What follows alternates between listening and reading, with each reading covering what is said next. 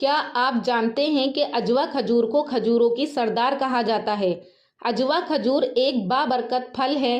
رسول اللہ صلی اللہ علیہ وسلم کو کھجوروں میں سب سے زیادہ پسندیدہ اجوا کھجور تھی، جسے آپ صلی اللہ علیہ وسلم نے خود بویا اور استعمال فرمایا ہے۔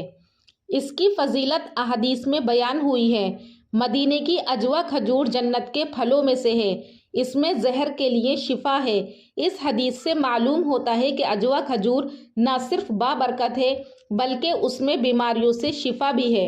اجوا کھجور کے بارے میں ایک مشہور حدیث ہے کہ یہ زہر اور جادو سے حفاظت کا ذریعہ بنتی ہے۔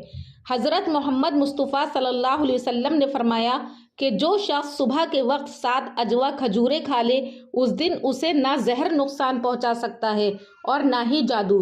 یہ حدیث صحیح بخاری اور صحیح مسلم کی ہے۔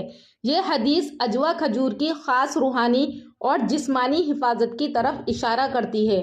کھجور سے افطار کرنا سنت ہے اور یہ بابرکت عمل ہے۔ کھجور میں بہت سی غذائی فوائد بھی ہیں۔ جسم کو فوری طاقت دیتی ہے، ہاضمہ بہتر کرتی ہے، خون بڑھانے میں مدد دیتی ہے، دل اور دماغ کے لیے مفید ہے، کمزوری دور کرتی ہے۔